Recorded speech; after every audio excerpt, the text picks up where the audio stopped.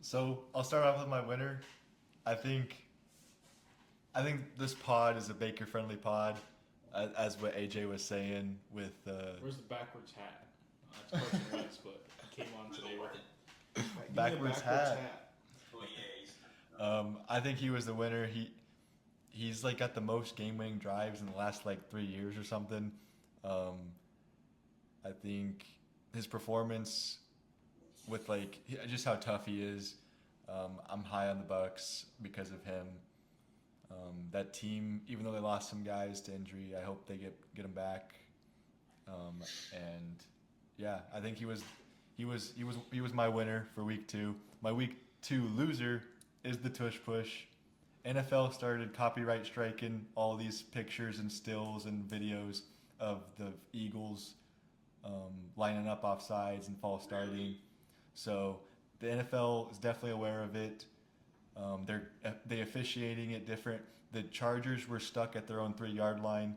The officials got in there and made sure everybody was lined up. They pushed guys back um, during the Monday night game. So there's some movement there from the league.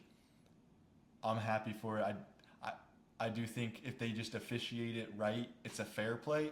I still don't care if like you push a guy, that's fine, but just have everybody line up the same.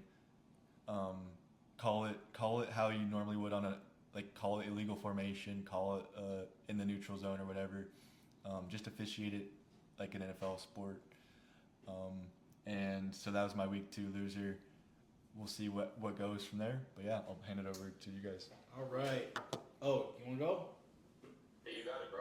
All right. So my week 2 winner, I'm gonna go Todd Bowles clock management. um, so you know, maybe traditionally on if you were watching the end of that Monday night game, Texans had the ball. They could have tried to set up a field goal. They were down one or two. Either way, field goal wins it. Todd Bowles, I don't know if he told them let him score, but Nick Chubb ran it for a touchdown. And if you look at the end of the play, some of the effort by the secondary looked a little just like questionable. But you know, put the ball in your best in your quarterback's hands to go win it, as opposed to kind of just sitting there. Hopefully, you get a stop, and hopefully they miss the field goal. Because you're kind of, I'd rather roll the dice in that situation than if it's like a 30-40 yard field goal, they're probably gonna make it, and then you don't get a chance to touch the ball. So I know in the past he's had some questionable in-game decisions, but whoever I'm just assuming that if that was the case, I'm assuming that was his final call. So I like that. Clock management won me a plus 300 live bet on the Bucks after the Texans scored that. And then loser, I got the same game. Texans offense. You had first and goal. I think it was either a block punt or there was another turnover or something, and they don't get it in. They don't get 3 points. They don't get 6 points. I think they're a fourth and goal from the 1 or 2, and they can't get it in. Stroud missed Nico Collins on. I think if you put it a little tighter to him, he would have got it. Instead, Nico would have had to make a kind of a crazy catch to corral that. I think the Texans defense looked really good. They were feasting on the Bucks tackles.